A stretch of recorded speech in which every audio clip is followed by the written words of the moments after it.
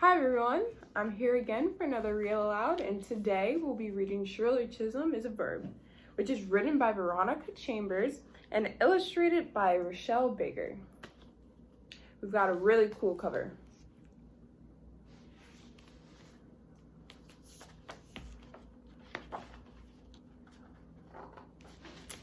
Here we go. Some words, when they connect with the right people, become almost like potions or spells. These words become magical. That's the way it was with Congresswoman Shirley Chisholm and verbs. She understood almost intuitively how and why verbs are not just words about being, but doing. Verbs are words that move the world forward. Ooh, gotta show you the picture.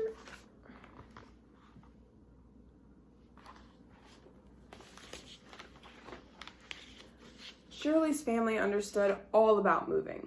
Her mother was from Barbados, an island in the Caribbean. Her father was from Guyana, a country in South America. They moved to New York City, where Shirley was born. When Shirley was 3, her mother sent her and her sisters to Barbados so that their parents could work more hours. Her mother cleaned houses and office buildings. Her father worked in a factory. They worked all day and all night because they dreamed of buying a house for their family in the United States.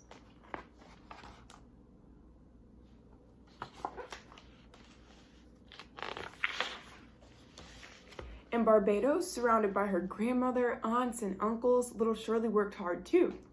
Her classroom was noisy, and the 3 teachers that shared the room needed to project to be heard above all the passionate students.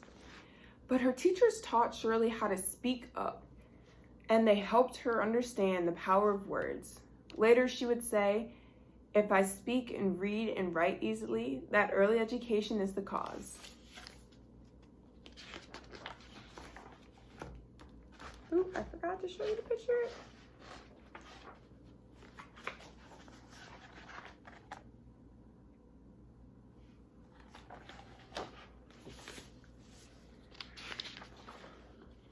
When she was 9, Shirley and her sisters moved back from Barbados to Brooklyn. Everything in Brooklyn was different, and Shirley missed the warm island weather. But Shirley loved indoor activities like going to the movies and reading. Shirley was a voracious reader, just like her father. Shirley was also a dedicated student, and at her high school in Brooklyn, she was vice president of the Junior Arista Honor Society and graduated with the Medal of Excellence in French. She earned scholarships to both Vassar and Oberlin colleges, but her parents couldn't afford the room and board. Shirley decided to go to Brooklyn College and live at home in the brownstone her parents were ultimately able to buy through their hard work.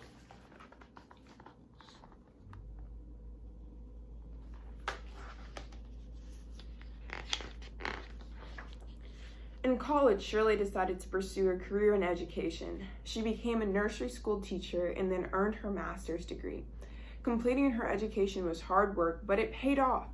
She directed daycare centers and became a consultant to the city on early education. She helped implement and organize a program called Head Start, which helps 3 and 4-year-olds get ready for kindergarten. But Shirley wanted to help even more people. She believed that service to others is the rent you pay for your room on earth, which is another way to say that she wanted to use her verbs and improve the lives of as many people as she could, just like her parents and her teachers had improved her own.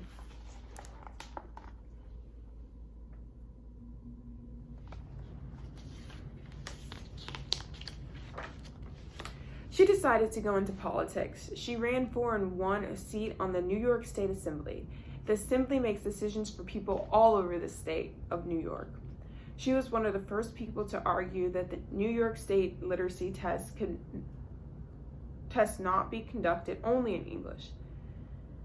New York was home to people from all over the world, and Shirley thought it was important to honor the native languages of all of the state citizens. For her work in New York state government, she was awarded a Salute to Women Doers award. Then, Shirley ran for the United States Congress, the part of the government that makes decisions for people all over the country. It was a race few thought that she could win, but Shirley believed if your heart told you it was the right thing to do, you should always listen. And she knew that she could only fail if she didn't try.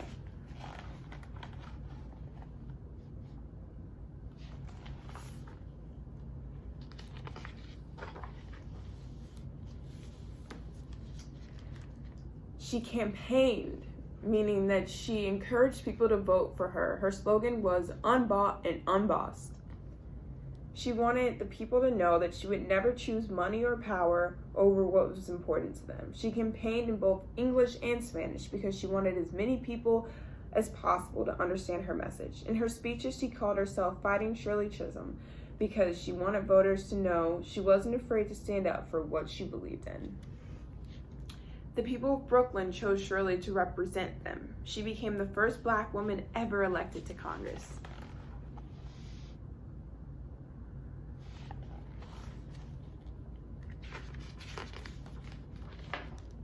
She traveled to Washington, D.C. There wasn't a single person who looked like her. It was a lonely time. Being the first and only often is. But Shirley wouldn't give up. She thought of all the people back in Brooklyn who had voted for her. Shirley felt forever linked to them.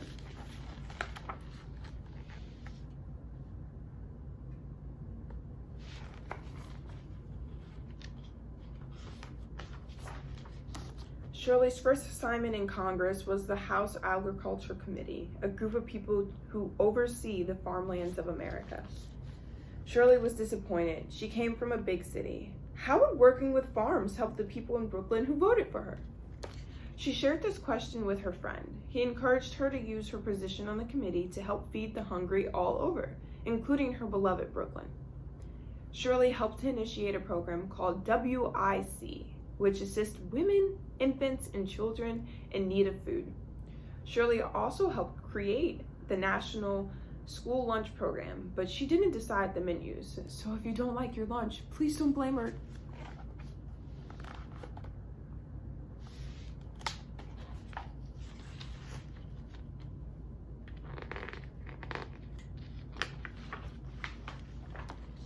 Because of her hard work, she eventually earned her dream job helping students and workers through the Education and Labor Committee. Shirley said, "You don't make progress by standing on the sidelines, whimpering and complaining." She said, "If they don't give you a seat at the table, bring a folding chair."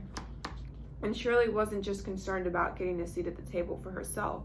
She never wanted to be the one and only. She helped create the Congressional Black Caucus so more African Americans could be elected to serve in Washington, D.C. She wanted Congress to look like the America that had elected her.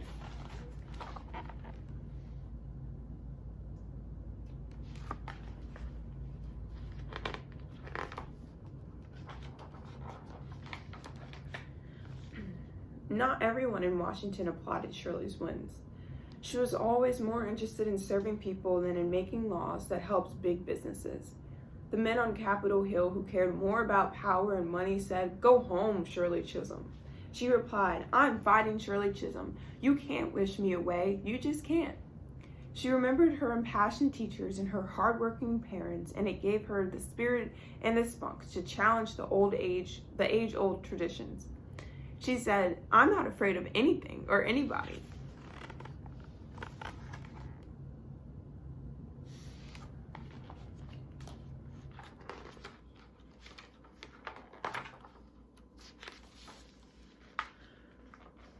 Shirley was so unafraid that in 1972, after 4 years in Congress, she decided to run for president. Before a large crowd of people, she announced, "I stand before you today as a candidate for the presidency of the United States of America."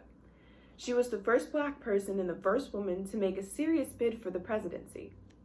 She said, "I am not the candidate for Black America, although I am Black and proud.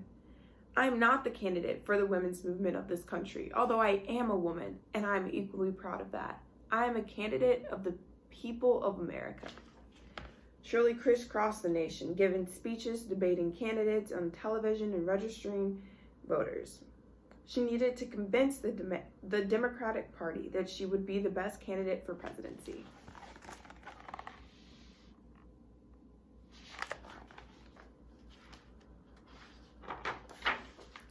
People had called Shirley Chisholm many things before, but now they said that she was Black, beautiful, brave, brainy, bright, believable.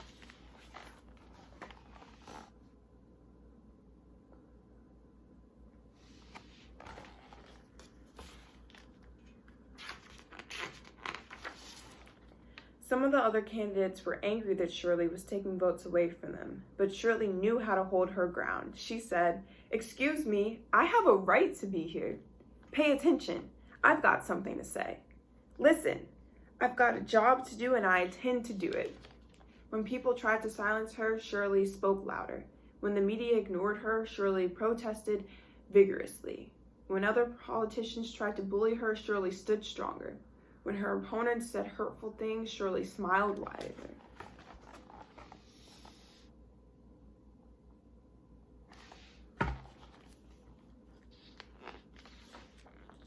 Then Shirley heard that the Democrats had decided that she would not be their presidential candidate. Shirley was disappointed but not discouraged. Shirley realized that just because she didn't mean that she lost. During her presidential bid, she had gained more delegates than many in the party expected. With each delegate that voted for her, she put a crack in the ceiling that separated women and men of color from the highest seat in the nation, the presidency.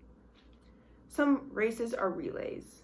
We only need to run as far and as fast as we can. Shirley's verbs, her words, and her actions planted the seeds of possibility for others.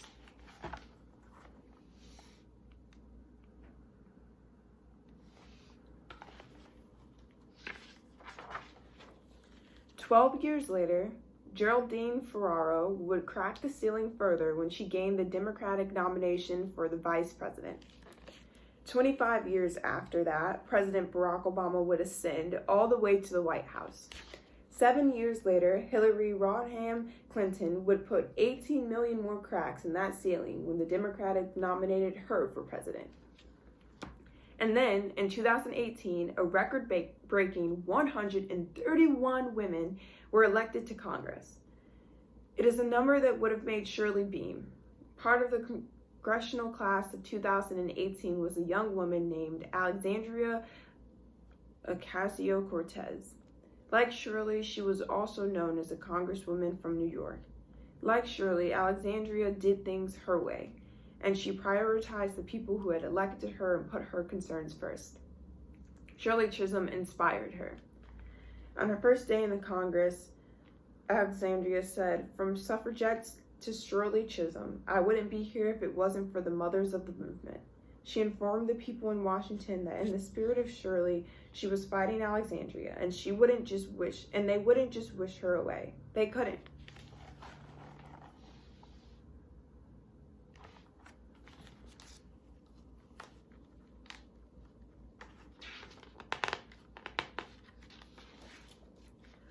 Shirley Chisholm once said, "The next time a woman of whatever color or a dark-skinned person of whatever sex aspires to be president, the way should be a little smoother because I helped pave it." It was always her intention to throw the doors of the government wide open, and she did. When Shirley retired from Congress after serving 7 consecutive terms in office, she said she wanted to be known for her courage to stand up for herself and the people who had elected her. She said, "I'd like them to say that Shirley Chisholm had guts." In 2015, President Barack Obama awarded Chisholm the Medal of Freedom. Shirley's great-nephew accepted the award on her behalf. Speaking of her service to the nation and how tireless she was in her quest, President Obama said, "There are people in our country's history who don't look left or right. They look straight ahead." Shirley Chisholm was one of those people.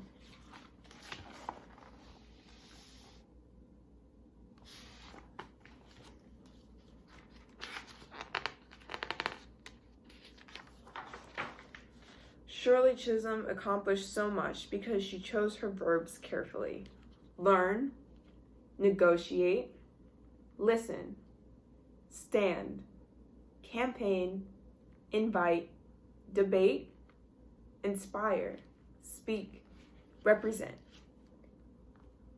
It's your turn now. What verbs will you choose?